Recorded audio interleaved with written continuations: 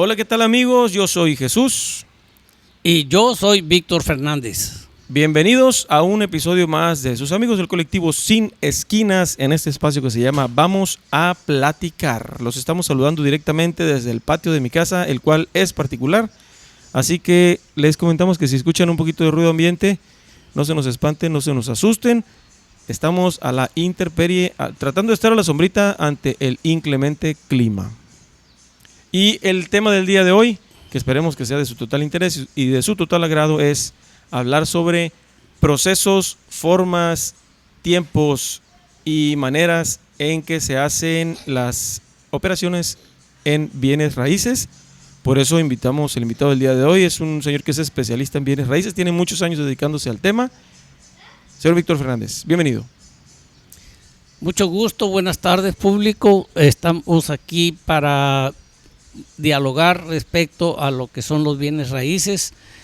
Si usted tiene la intención de comprar o vender algún inmueble, con mucho gusto estamos en Fernández Real Estate para servirle y asesorarle en todo lo que respecta a la venta de su propiedad o a la compra en su defecto. Muy bien, señor Víctor. Aquí yo creo que una de las preguntas más recurrentes, o yo creo que de las dudas más comunes que existen para toda la gente que tiene alguna inquietud, alguna duda, alguna situación en la que se encuentre que quiera comprar o quiera vender, por ejemplo, una propiedad. En este caso vamos a suponer que es un terreno. ¿Cuáles son los pasos que hay que hacer para seguir los pasos que hay que seguir para que el proceso avance de manera correcta? Bueno, primero que nada, si el propietario de ese terreno, en este caso llamémosles un solar, tiene la intención de vender, tendrá que demostrar con una escritura pública que es propietario de lo que quiere vender. De otra manera, muchas veces se encuentran las gentes por desconocimiento que quieren vender, pero fue algo que les dejaron, una propiedad que les dejó su papá, su mamá, y no lo tienen regularizado. Lo tienen todavía a nombre del papá o de la mamá, ya fallecidos, y no tienen la escritura pública a su nombre. Por lo tanto, tienen que hacer todos los trámites ante las autoridades que correspondan para regularizar, para poderlo vender. Que en este caso, como hemos escuchado en algunos casos, pueden darse varias situaciones. Y yo creo que una de las más comunes es que el predio, en este caso el terreno, no se encuentre regularizado, que no haya un sucesor, por ejemplo, designado. ¿Cuál es el proceso que sigue ahí? ¿Qué es lo que se recomienda hacer?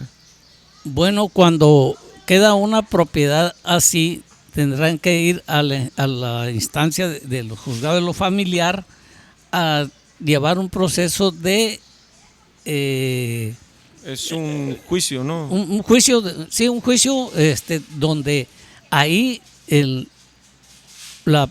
secretario o la secretaria o el juez, como le llamen a la persona encargada de esto, va a determinar mediante un proceso que a veces resulta muy largo plazo, porque en el caso de que sean varios hermanos y que no se pongan de acuerdo, la situación se pone difícil y pasan años y años y no regularizan ese terreno. Y yo me imagino que en este caso, cuando pasa eso, además del proceso, vamos a suponer que el proceso está, digamos, más o menos o medianamente regular. Yo he escuchado, por lo que he sabido, es que tiene que llevarse a cabo un juicio, ¿cómo le llaman? Sucesorio. Y yo recuerdo que en los periódicos salían publicados unos cuadritos que se llaman edictos. Sí, precisamente cuando hay una situación de que no se ponen de acuerdo si son 2 o 3 o 4 hermanos y que la autoridad no sabe si realmente son esos, porque a veces hay aquí en la localidad, por ejemplo, si hay 3 hermanos pero uno vive en Estados Unidos o que es muy común esto, entonces tiene que estar de acuerdo los 4. Ajá. Para poder llegar a un fin, ponerse de acuerdo y poder que el magistrado o el juez que le corresponde hacer dar el fallo, que tenga todos los elementos, porque con uno que no se ponga de acuerdo se alargan y se alargan y se alargan los juicios. Y por ejemplo, en ese caso, cuando vamos a suponer que los tres están de acuerdo, pero uno no está físicamente en el lugar, ¿qué se hace ahí? ¿Con una carta poder? ¿Con algún tipo de escrito? ¿Algún representante? ¿Qué sigue ahí? Tendría que mandar un poder notarial. Un poder notarial. Sí, estando de acuerdo con la decisión que tomen los otros. 3, vamos a suponer que sean 4, ¿no? Ok. Pero 3 sí están en el lugar. Y el que está afuera, llámese en Estados Unidos o llámese aquí en México, tendrá que ir con un notario público y levantar un acta de poder para cualquiera de los que estén aquí O sea, designando a uno de los que están aquí o a otra persona para que lo represente, ¿no? Puede ser, directamente a cualquiera de sus hermanos o a un tercero. Ok, y en este caso hablábamos hace un momento de los edictos. ¿Qué función tienen los edictos? ¿Cuál es el proceso? ¿Para qué sirven? ¿Cómo? Los edictos sirven porque muchas veces aparecen hijos. En este caso es muy común que aparezcan hijos del padre. Ajá. Puede ser que también haya hijos de la madre, pero es muy común, más común que sean hijos del padre, que haya tenido hijos en otra familia y que tengan derecho a eso. Entonces, porque el juez... por eso se mandan los edictos. Después de 3 edictos en los diarios de circulación más poderosos del país, o los que circulen más bien del estado, en este caso que en Mochis, que pudiera ser el periódico más vendido de aquí, ¿no? Ok. Sí, la pregunta va por lo siguiente. ¿Aparecen o no, o pudieran o no pudieran aparecer? Pero la pregunta era, los hijos, la ley dice que le corresponde a todos los que demuestren ser hijos de... Así es, sí, tiene que demostrar que llevan los apellidos del papá. En este caso hablamos del papá porque te digo que es más común que el papá. Pero ¿cómo se puede demostrar? ¿Se demuestra mediante documentación, actas de nacimiento? Actas de nacimiento, partida. El señor estuvo casado, tienen copias de actas de matrimonio, Okay. Divorcios, hay muchas maneras de comprobarse. En caso de que no los tengan es muy difícil o es imposible. Difícilmente, por eso los juicios aquí en México son muy tardados, precisamente por eso, porque ya con los 3 edictos, apareciendo los 3 edictos, y si no aparece nadie, aunque haya 2, 3 o más, ya. ¿Y cuánto tiempo aparece, cada cuánto tiempo aparece cada edicto? Mes. Cada mes. Cada mes. Pasa aparece el edicto, se presenta el segundo, no presentó nadie, se presentó el tercero y no se presentó nadie. ¿En cuánto tiempo? Normalmente, cuando las autoridades no tienen mucho trabajo, puede ser que en 30, 60, 90 días. ¿A partir del último edicto? A partir del último edicto. No, o sea, pero ¿cuál es el vencimiento? Más bien era la pregunta de cada edicto. Bueno, eso no lo recuerdo si tiene algún vencimiento eso. Pero normalmente salen los 3 edictos y a los 30 días que ya agotaron todas las instancias, es cuando se emite el fallo. ¿Y en dado caso de que aparece alguno después de que ya se emitió el fallo, es reversible? No. ¿Ya no? No, ya no. Ok, muy bien. Entonces nos quedamos en que suceden los 3 edictos, y no apareció nadie. ¿Y luego qué sigue en el proceso? Bueno, ya en este caso el juez de lo familiar ya emite un comunicado para que vayan y escrituren esa propiedad. Muy bien. Puede ser a nombre de los 3, o si ellos nombran a un albacea o a un apoderado de todos. Sí, por ejemplo, vamos a suponer que son 3. ¿Es estrictamente en partes iguales la repartición? Normalmente así es. Si no hay una instrucción de parte del finado o finada, normalmente se reparten partes iguales. Por ejemplo, muchas veces sucede que no hay un testamento, o quiero imaginar que no hay un testamento por escrito, pero los hijos ya saben que a lo mejor a ti te va a tocar cierta cantidad o cierto terreno o cierta proporción, digamos, del terreno. Normalmente, si no queda por escrito del finado o de la finada, si no queda por escrito, se reparte en partes iguales. Pero si el señor o la señora hicieron su testamento y dijeron, para Luis es esta casa y este terreno, para Pedro es la parcela fulana y para el otro, entonces se va repartiendo y ahí sí se tiene que respetar la voluntad del finado. Siempre y cuando pues, haya algo por haya escrito, dejado, ¿no? exactamente ya en su testamento. Generalmente, ahorita ya está más consciente la gente de hacer el testamento, pero de ciertos niveles, ¿no? Porque en los niveles De la gente de los más de abajo. recursos, Sí. normalmente lo dejan a la desidia o normalmente no tienen con qué hacerle frente a esos gastos. Sí, a esos gastos. A estos gastos, porque sí te lleva bastante gasto todo eso. Porque hemos sabido de casos de gente que no tiene los recursos y la mayoría no tienen recursos, no tienen ni un papel y todos son dimes y diretes y duran, me imagino, Y pleitos familiares. No, me imagino, ¿no? Distanciamiento de familias completamente desarticuladas. La clásica historia de éramos una muy buena familia hasta que se murió la abuelita y hasta que hubo que repartir los terrenos, ¿no? Así es. Resulta que te voy a platicar un caso por favor, de un abogado muy amigo, un abogado que estaba llevando el caso de 2 hermanos. Y el papá de esos 2 amigos era un señor con bastantes propiedades, terrenos y bastantes propiedades, más que nada terrenos, porque el señor era un gran agricultor. Ajá. Y eran 2 hermanos. Y empezaron a pelearse por las propiedades que había hecho el señor, aun cuando ellos también trabajaban con él, pero creían que tenían más derecho uno a esto, más derecho el otro. Y se fueron peleando, se distanciaron. Y los dos tenían cada quien sus familias con muchos hijos cada uno. Entonces, nunca se pusieron de acuerdo, se murió uno de ellos. Y el pleito quedó, tenía el expediente, el abogado me enseñó el expediente, tenía como más de medio metro de grosor el expediente. Entonces se muere uno y ahí está, ahí quedó el asunto. Pero como al año se muere el otro. El otro hermano. Y el pleito ahí quedó sin finiquitar. Entonces se juntaron los primos, los hermanos peleados y los primos se llevaban bien. Eran gente joven, se llevaban muy bien todos. Entonces unos se jalaron, oye, vamos poniéndonos de acuerdo, vamos arreglando este asunto.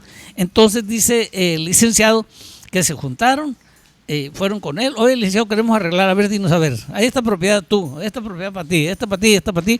Arreglaron la bronca en un día, dice. Dijeron, uno para ti, uno para mí, uno para ti, uno para mí. ¿Cuántas hectáreas? Pues tú quédate con ella y yo me quedo con las de allá. Y se pusieron de acuerdo los muchachos. Y los papás.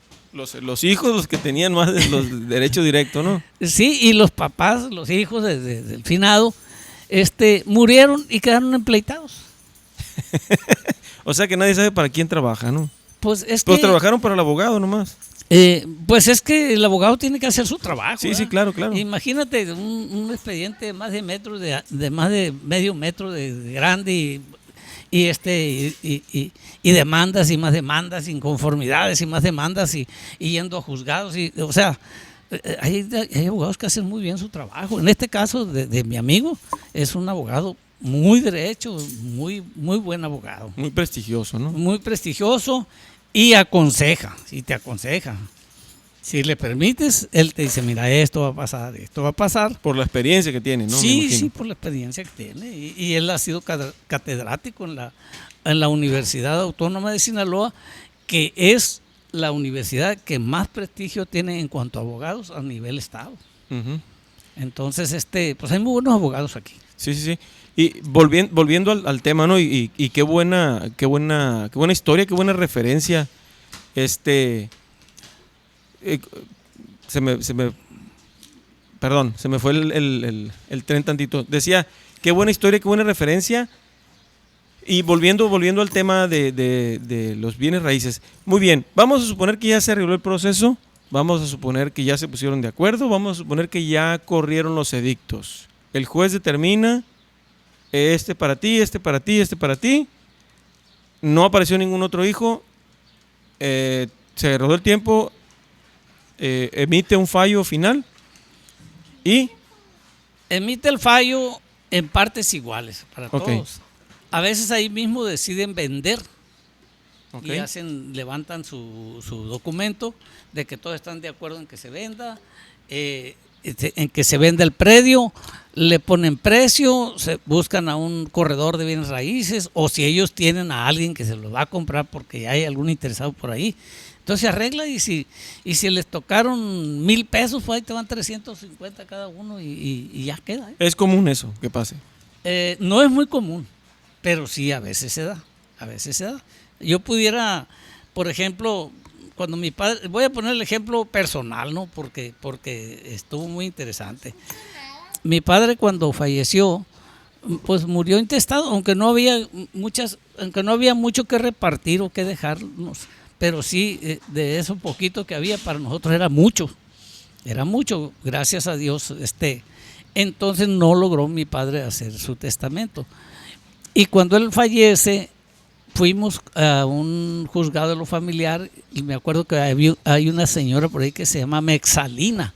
Y me acuerdo muy bien del nombre porque el nombre es raro de la señora. Nunca lo he escuchado más que Ni yo ahí. tampoco. Entonces, el apellido no me acuerdo, pero el nombre sí. Entonces fuimos ahí, fuimos después de que arreglamos las broncas porque traía algunos documentos.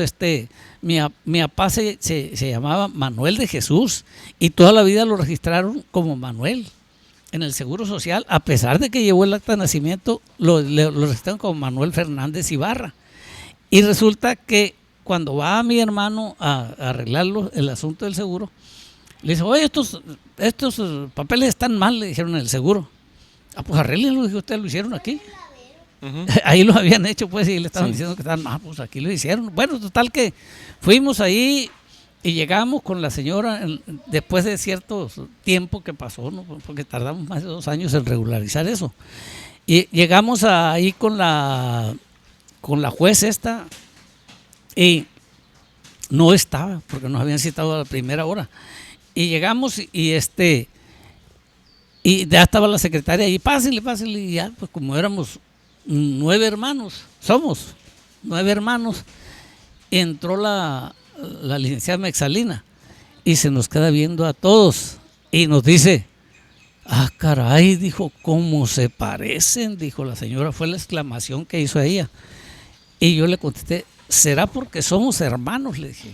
Y se rió la doña. Uh-huh. Bueno, ya empezamos a ver, que la casa, que la parcela, que el terreno, que esto, lo poquito que había empezó. A ver, ¿tú qué?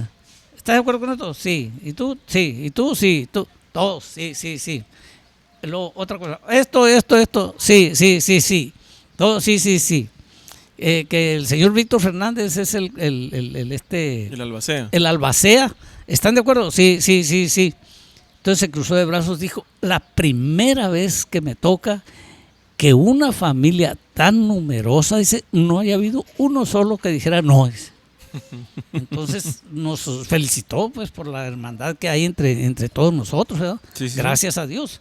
Imagínate si yo como albacea hubiera tratado de abusar de ese poder, ¿verdad? Y que hubiera transeado a mis hermanos. Imagínate cómo estuviéramos como familia. Y gracias a Dios, siempre le he dado gracias a Dios tener unos hermanos tan buenos y tan de acuerdo con todos que hemos estado. Yo creo que si hubieran de pleito todavía no se hubiera resuelto nada, ¿no? No, es que la verdad dura distanciar las familias por años. Uh-huh.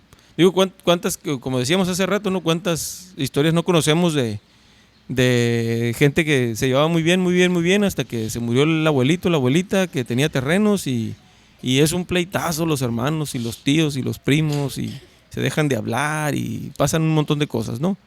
Mira, simplemente en la experiencia que tengo yo en los ejidos, que es muy en los común. ejidos son unas broncotas, hermanos peleados a muerte, agarrados a golpes. Uh-huh. A quebrarse las costillas, a quebrarse los brazos, bueno, por una parcela. Y la mayoría no tienen ni un papel, ¿no? Pues mira, cuando ese es otro tema, ¿no? Cuando el padre, el legidatario, vamos a decirlo así, ¿no? El dueño de la tierra, hace pone al beneficiario de la tierra, en este caso tienes que ir al Registro Agrario Nacional a Culiacán, al RAN, famoso RAN, donde se registra todo eso. Entonces ya llevas los documentos y ahí va quién es pones el sucesor, el que tú vas a poner, ¿verdad? Sí. Ya sea el mayor, el menor, la mujer o algo. Entonces cuando eso pasa muchas veces se dan cuenta los otros y dicen unas broncotas por celos. Sí, me imagino. Por celos, lo puso a ella, no me puso a mí, yo soy el mayor. Y creen, el mayor siempre ha creído, o le hacían creer los mismos padres, que el mayor era el que tenía que tener el derecho. Ajá. Sí, porque es el mayor, pues. Sí, pero pues si todos somos hijos, todos somos iguales, ¿verdad? Entonces, en el caso, como te digo, en el caso de nosotros, todos estuvimos de acuerdo en todo, ¿verdad?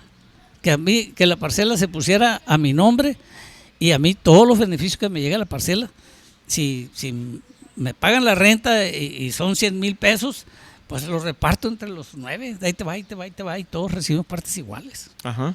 Y por eso, que sería lo idóneo, ¿no? Que hiciera todo el mundo. Lo correcto, pues lo justo, ¿verdad? Sí. No que unos, a veces que son dos, como esos hermanos que te platiqué ahorita.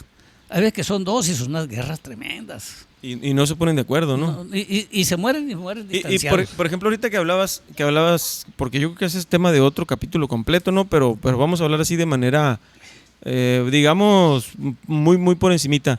Este caso que es muy particular de los ejidos, donde no hay como tal un título de propiedad, sino un certificado, ¿no? De posesión. Elegido cuando se fundó, a cada uno de los ejidatarios que tenían derecho a esa parcela le entregaban un certificado parcelario. Por allá cuando, no voy a mencionar nombres de presidentes para no, pero un presidente determinó que había que darle el dominio pleno al ejido para todo aquel ejidatario que quisiera ser pequeño propietario pudiera sacar un título de la tierra como si fuera un título como si fuera como si fuera escritura pública. Okay. El título viene siendo la escritura pública que te da el RAN. O sea, de lo que se trata es decir, el ejido tiene la facultad de decir el terreno es tuyo y puedes hacer tú con él lo que quieras. Si el ejido entró a ese programa que fue del dominio pleno porque se tuvo que hacer un acta sancionada por un notario público. No todos los ejidos entraron. No todos los ejidos entraron. Okay. Porque muchos pensaron que al entrar a ese sistema tenían que dejar de ser ejidatarios. Y no era así. Tú podías sacar el título si querías. Okay. Si no, es exactamente igual el documento, nomás que arriba en el ejido dice certificado parcelario. Y el otro dice título. Okay. Pero ese título ya lo puedes vender tú. Y el certificado parcelario no lo puedes dividir. Lo puedes vender, siempre y cuando te autorice la asamblea y todo eso, ¿no? Pero no puedes subdividir, decir voy a vender una hectárea, parte, de las 10 voy a vender una hectárea o 5 o 3. No puedes con el certificado. Lo hacen mucho, pero es un broncón, ¿no? Es un broncón que existe ahorita en muchos ejidos. Pero con el título sí. Con el título dice, hey, tengo estas 15 hectáreas, quiero vender 5. Y puedes subdividir. Qué buena información. Es algo de lo que no había escuchado, nunca. Yo me imagino que más de alguno de los que escuche este capítulo igual le va a caer el 20, ¿no? Pero qué buena información, porque como hemos platicado, ¿no? ¿Cuántos ejidos, cuántas personas no conocemos que ahorita traen un pleito de años precisamente por eso, que eran hermanos y que el señor se murió y que el hermano se quedó y vendió y no le avisó al otro hermano y es un pleitazo? O no les dio nada. O lo más probable es que no les dio nada, o que a escondidas fallece el papá, fallece la mamá, la que era el titular, y a escondidas hizo movimientos y de repente cuando llega el otro pues ya no hay nada y el otro trae carro nuevo y esas cosas que son muy comunes, ¿no? Sí, y empiezan los pleitos porque dicen, mira, este nos robó, con otros términos, ¿no? Sí, Lo claro. dicen. Pero lo puede decir, sin problema. Pero el otro trabaja, el otro es un trabajador, tiene buen trabajo, gana dinero, trae su carrito, trae comodidad en su casa, y muchos que no tienen todo eso, pues siempre les van a estar envidiando al hermano que tiene todo eso, porque él no lo pudo tener por baquetón. Por baquetón, por huevón, flojo. Pues. Sí, por flojo, por borracho, porque para tomar somos muy buenos en ese caso. Es que hace mucho calor. Sí, exactamente. Entonces, pero no se preocupan, por ejemplo, muchos que no trabajaron, no se preocuparon por hacer una pequeña pensión, ¿verdad? O algún patrimonio del cual pudiera hacerse. Sí, que pudiera disponer en el momento que se ocupa, ¿verdad?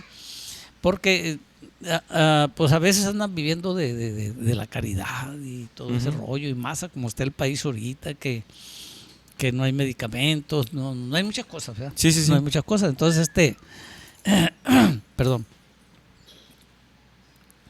Sí, volviendo a la cuestión esta de los bienes raíces,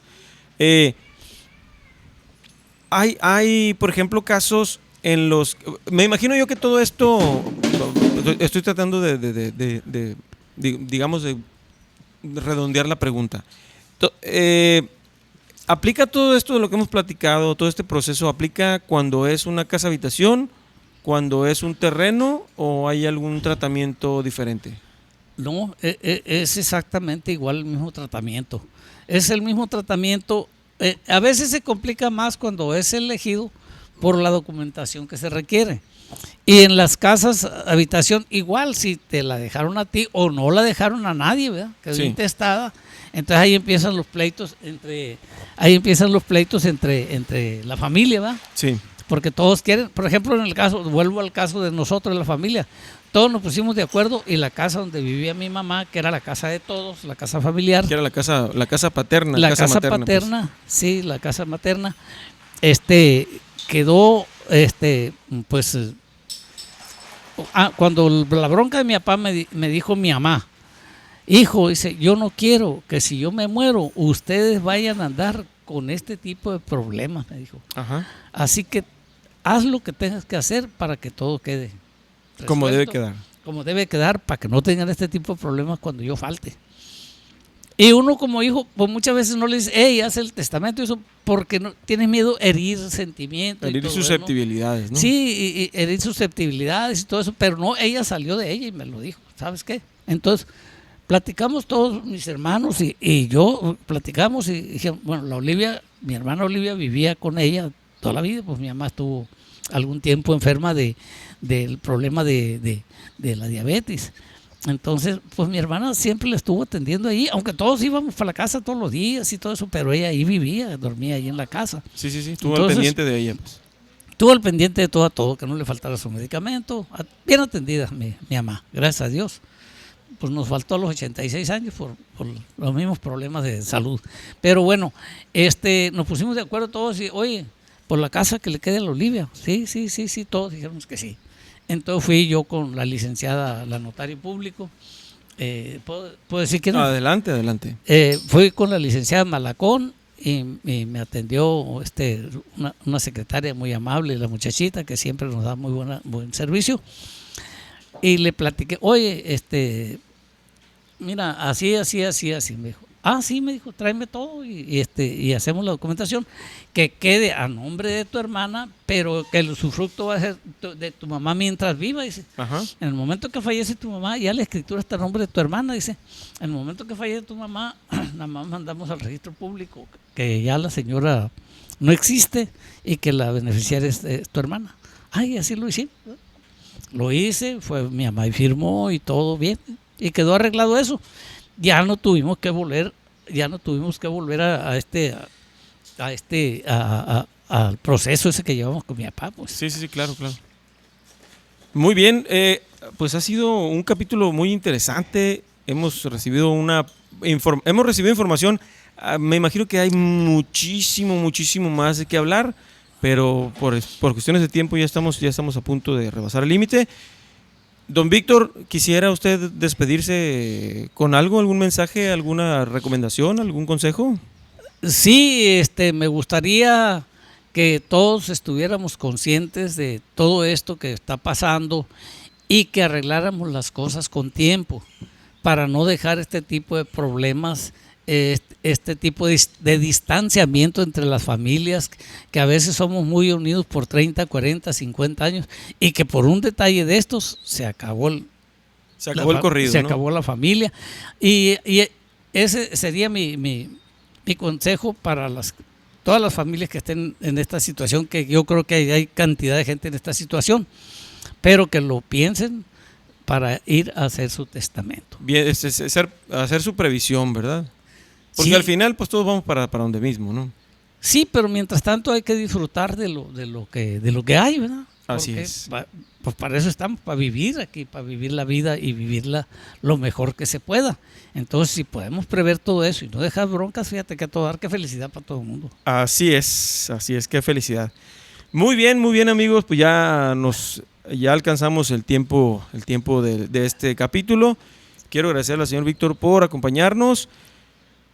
Recuerden, somos sus amigos del colectivo Sin Esquinas. Si le gustó el capítulo, por favor, recomiéndenlo. Y si no, por favor, no digan nada para que caigan los demás. Si quiere platicar con nosotros, mándenos un mensaje y con gusto platicamos. Podemos hablar del tema que usted quiera, siempre y cuando sea interesante para todos. Yo soy Jesús. Y yo soy Víctor Fernández. Y esto fue sus amigos del colectivo Sin Esquinas, el espacio Vamos a Platicar. Nos vemos a la próxima. Gracias.